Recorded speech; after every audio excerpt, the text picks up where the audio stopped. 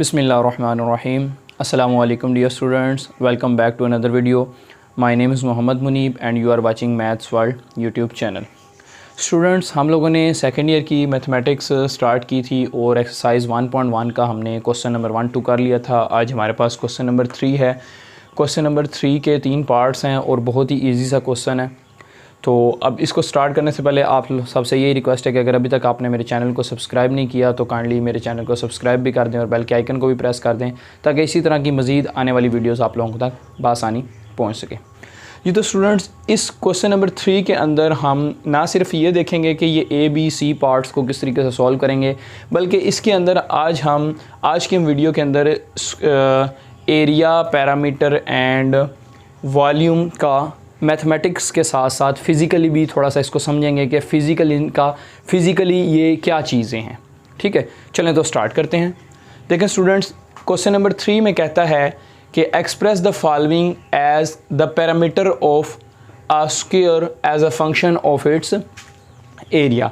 आपने क्या करना है, कहता है कि आप पैरामीटर ऑफ अ स्क्वायर को, जो स्क्वायर है उसका जो पैरामीटर होगा उसको क्या करें, एज अ फंक्शन एक्सप्रेस करें एरिया के अंदर। जैसे आप लोगों को मैंने एक्सरसाइज 1.1 जब स्टार्ट करवाई उससे पहले फंक्शन की डेफिनेशन पढ़ाई, तो फंक्शन की डेफिनेशन में एक पॉइंट स्टूडेंट्स रह गया था बताना, वो ये था कि y इज़ इक्वल टू अगर f ऑफ x लिखा हो तो ये आपके पास कंसिडर होता है y is the function of x।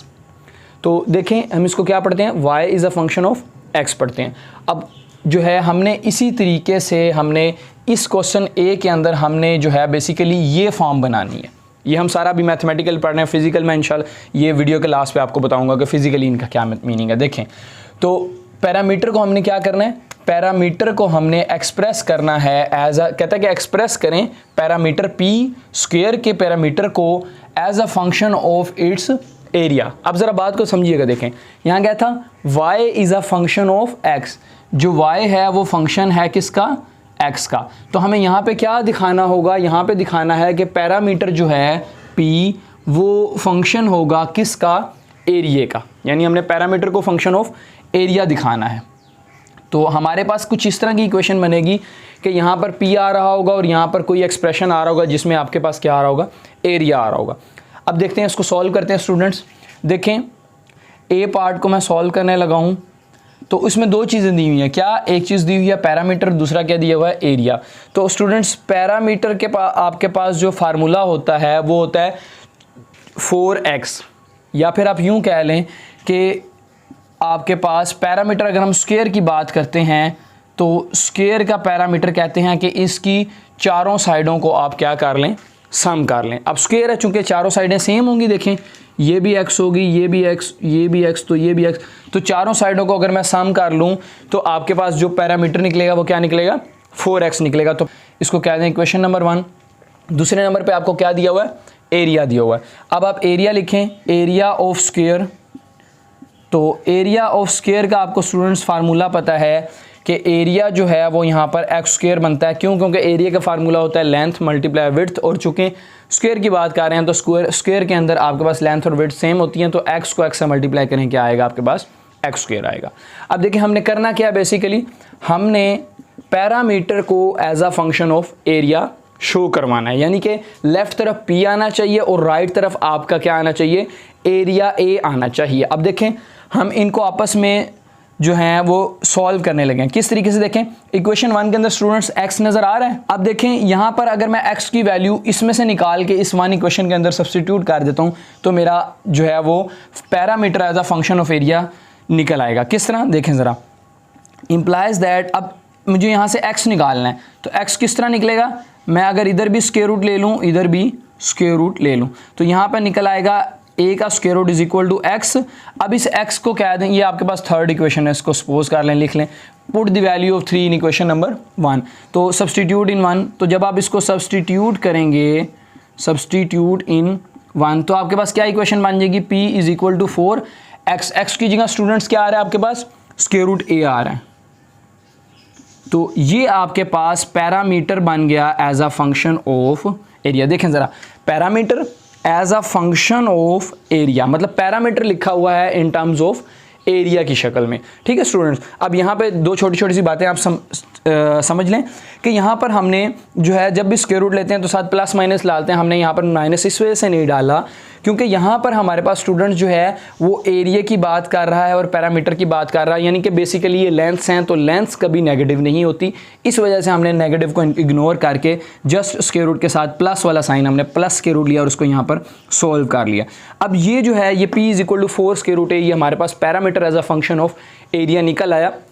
अब इसका क्या मतलब है, चलें यहीं पे इसका थोड़ा सा फिजिकल मीनिंग भी देख लेते हैं। बाकी क्वेश्चंस का एंड पे देख लेंगे, इसका यहीं पे देख लेते हैं। देखें पैरामीटर की जो फिजिकल मीनिंग है, पैरामीटर कहते हैं कि स्क्वायर की बाउंड्री जो है वो कितनी बनती है। मिसाल के तौर पर ये अगर आपके पास 3 सेंटीमीटर है तो आप अंदाज़ा लगा लें कि पूरा अगर स्क्वायर आपके पास आता है तो पूरे स्क्वायर की लेंथ कितनी बनेगी। मतलब अगर आप इसको यहाँ से कट करते हैं और एक स्ट्रेट लाइन की शक्ल में आप इसको एक्सपेंड करते हैं तो आप देखें कि ये टोटल लेंथ कितने बनेगी। That is the parameter of square. तो देखें 3, 3, 6, फिर इसी तरीके से 6 और 3 9, 9 और 3 12, तो 12 सेंटीमीटर इसका क्या बनेगा, पैरामीटर। तो पैरामीटर का फिजिकल मीनिंग ये है कि स्क्वायर की बाउंड्री की लेंथ कितनी है, ये क्या कहलाएगा, पैरामीटर कहलाएगा। तो ये पैरामीटर का फिजिकल मीनिंग था। अब दूसरा देखें कि यहाँ पर parameter as a function of area बन रहा है स्टूडेंट्स, तो ये आपको क्या बताना चाह रहा है कि physically parameter as a function of area आपको क्या शो करवा रहा है, वो ये शो करवा रहा है जैसे आपके पास y is a function of x होता है और हमने पढ़ा था कि x यहाँ पर इंडिपेंडेंट क्वांटिटी होती थी, तो और x हमारे पास इंडिपेंडेंट क्वांटिटी थी और y हमारे पास डिपेंडेंट क्वांटिटी थी। तो जैसे जैसे हम x को अपने पास से चेंज करते जाते थे वैसे वैसे y चेंज होता रहता था। अब देखें इसमें अगर मैं एरिया को चेंज करता जाऊं वैसे वैसे आपके पास पैरामीटर चेंज होता जाएगा। तो फिजिकली यहाँ पे इसका ये मीनिंग है कि जैसे जैसे आप एरिया चेंज करते जाएंगे तो आपका वो जो आंसर आएगा वो पैरामीटर का आएगा, तो पैरामीटर भी आपका चेंज होता जाएगा। तो ये था आपके पास क्वेश्चन नंबर 3 का ए पार्ट। बी पार्ट में स्टूडेंट्स कहता है कि आप क्या करें, express the area A of a circle, area of circle को क्या एक्सप्रेस करें, as a function of its circumference.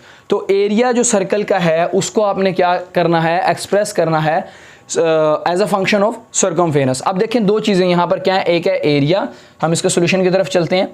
तो एरिया ऑफ सर्कल आपको क्या दिया होता है फार्मूला आपके पास, आपको याद होना चाहिए कि एरिया ऑफ सर्कल का आपके पास क्या फार्मूला होता है, a is equal to pi R square, और r हमारे पास यहाँ पर क्या होता है, सर्कल का रेडियस होता है। तो ये हमारे पास एरिया ऑफ सर्कल आ गया। और देखें सर्कमफेरेंस ऑफ अ सर्कल का आपके पास क्या फार्मूला होता है, सर्कमफेरेंस ऑफ अ सर्कल, वो आपके पास student c is equal to 2 pi r, ये सर्कमफेरेंस होती है, सर्कमफेरेंस ऑफ अ सर्कल। साथ ही साथ चलें इसका फिजिकल मीनिंग भी थोड़ा सा देखते चलते हैं कि एरिया का फार्मूला तो मैथमेटिकली तो ये है कि पाई आर स्क्वायर, ठीक हो गया। फिजिकल इसका क्या मीनिंग है कि फिजिकल एरिया का मीनिंग स्टूडेंट है कि एरिया ऑफ अ सर्कल से मुराद है कि सर्कल के अंदर कितनी जगह जो है वो आ रही है, मतलब सर्कल के अंदर कितनी जगह इंक्लूड हो रही है, या यूँ कह लें कि सर्कल कितनी जगह को घेर रहा है। ठीक है, तो वो जो अंदर जितनी भी प्लेस होगी सर्कल के अंदर, जैसे ये आपके पास सर्कल है तो इस सर्कल के अंदर जितनी भी जगह आ रही होगी उसको हम क्या कहेंगे कि वो सर्कल का क्या है, एरिया है। तो ये एरिया का फिजिकल मीनिंग आप समझ सकते हैं। और इसी तरीके से सर्कमफेरेंस किसको कहते हैं, सर्कल की सर्कमफेरेंस से जैसे हमने यहाँ पर पैरामीटर पढ़ा, इसी तरीके से यहाँ पर सर्कल के केस में वो कन्वर्ट किस में हो जाता है, वो सर्कमफेरेंस मान जाता है, यानी कि boundary of the circle. Circumference किसको कहते हैं कि यहाँ से लेकर यहाँ तक अगर आप चलें दोबारा इसको काउंट करें तो इसकी कितनी बाउंड्री बनती है। एक पॉइंट से स्टार्ट किया और उसको दोबारा उसी पॉइंट तक आने तक आपने क्या किया, मेजर किया कि ये 5 सेंटीमीटर बन रही है, ये 6 सेंटीमीटर, कितनी लेंथ बन रही है, तो ये क्या कहलाएगी, इसकी बाउंड्री। और इसी को हम क्या कहते हैं कि ये सर्कमफेरेंस है। ओके होगा स्टूडेंट्स। तो अब हमने सॉल्यूशन की तरफ हम बात कर रहे थे कि हमने सर्कल के एरिया को हमने एक्सप्रेस करना है as a function of its circumference. जी ये देखें बी क्वेश्चन में, as area of the circle as a function of circumference. अब हम क्या करते हैं, बेसिकली हमारे पास होना क्या चाहिए, अब area as a function of circumference, यानी ए का यहाँ पे जो जवाब आना चाहिए वो सी की शक्ल में आना चाहिए। अब देखें यहाँ पर आर इसमें भी है इसमें भी, तो मैं यहाँ से आर की वैल्यू निकाल के इस इक्वेशन में पुट करता हूँ तो हमारे पास एक सॉल्यूशन हमारा इसका निकल आएगा। देखें c divided by 2 pi is equal to r, यहाँ पर 2 पाई मल्टीप्लाई हो रहा था, यहाँ पर आगे क्या हो गया, डिवाइड हो गया। अब इस r की वैल्यू को आप क्या कर दें, 1 में सब्सटीट्यूट कर दें, तो पुट इन 1। जब इसको 1 में सब्सटीट्यूट करेंगे तो a is equal to pi r square, r की जगह क्या है students, c divided by 2 pi, जब इसका स्क्वायर लेंगे तो ये pi as it is c square divided by 2 का स्क्वायर 4 और ये पाई स्क्वायर, ये पाई एक पाई से कैंसिल हो गया। तो ये आपके पास स्टूडेंट्स इसका निकल आया। मैं पूरा फिर बता रहा हूँ, मैं यहाँ पर फुल स्टेप रिपीट कर रहा हूँ, तो इस वजह से मैंने इम्प्लाइज दैट का सिंबल लगाया। अब पूरा स्टेप में क्या आता है, ये a आता है, तो a is equal to c square divided by 4 pi. तो ये आपका आंसर आ गया students, area as a function of its circumference. अगर आपने नहीं करना तो यहाँ पर ये इम्प्लाइज दैट का ये वाला जो एरो है ये हटा के जस्ट इक्वलिटी लगाएं, फिर a नहीं लगाएंगे, फिर इसके बाद डायरेक्ट c स्क्वायर ओवर 4 पाई लगाएंगे। तो स्टूडेंट्स ये आपका सेकंड पार्ट हो गया। थर्ड पार्ट में कहता है कि the volume v of a cube as a function of area of its base.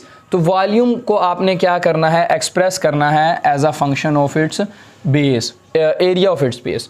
देखें सी पार्ट में आपके पास है वॉल्यूम ऑफ अ क्यूब। तो स्टूडेंट्स मैं पूरी नहीं लिख रहा, आपने पूरा लिख लेना। वॉल्यूम को रिप्रेजेंट करते हैं v से, तो volume of a cube, volume क्या फार्मूला होता है, length multiply width multiply height. चूँकि क्यूब की बात कर रहे हैं, क्यूब के अंदर क्या होता है, आपके तीनों साइडें इक्वल होती हैं। ये देखें, मैं चलें यहाँ बना भी देता हूँ। ये आपके पास क्यूब है, ये आपके पास क्यूब है। अब इसमें आपके पास तीनों साइडें स्टूडेंट्स क्या होंगी, इक्वल होंगी। ये बेस, ये एक साइड आ गई, ये एक साइड आ गई और एक ये साइड, मतलब ये लेंथ इधर से चौड़ाई, इधर से दूसरी बैक वाली लेंथ आ गई और इधर से हाइट आ गई। तो ये तीनों साइडें इक्वल हो तो आप इसको क्या लिखते हैं, x मल्टीप्लाई x। तो ये आपके पास क्या निकल आता है, वॉल्यूम का formula v is equal to X cube निकलता है।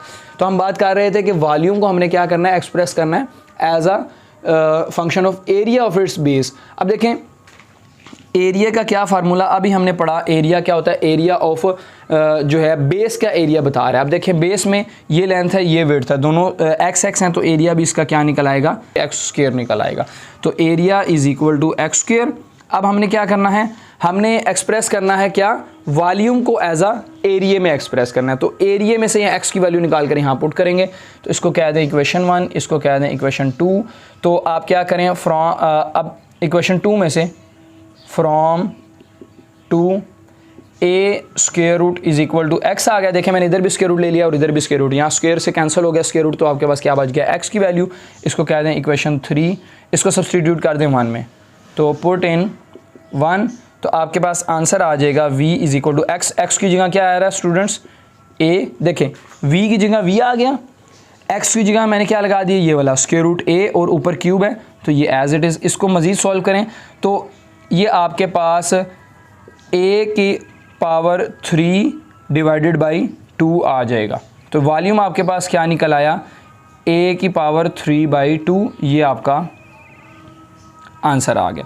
किस तरीके से आया देखें स्टूडेंट्स, ये जो पावर में जब पावर आती है तो क्या होती है, ये लॉ ऑफ एक्सपोनेंट आप कह लें, तो ये क्या है, ये जब पावर में पावर आती है ये आपस में मल्टीप्लाई होती है। यहाँ पर किस तरह हो रहा था, बेसिकली यहाँ पर हो रहा था a की पावर 1/2 और यहाँ पर क्या आ रहा था, ये ऊपर 3।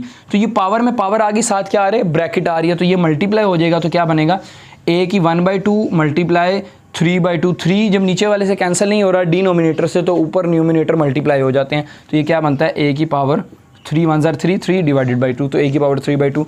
तो ये इसका आपका क्या निकल आया students, volume in terms of area निकल आया, v is equal to a की पावर 3/2।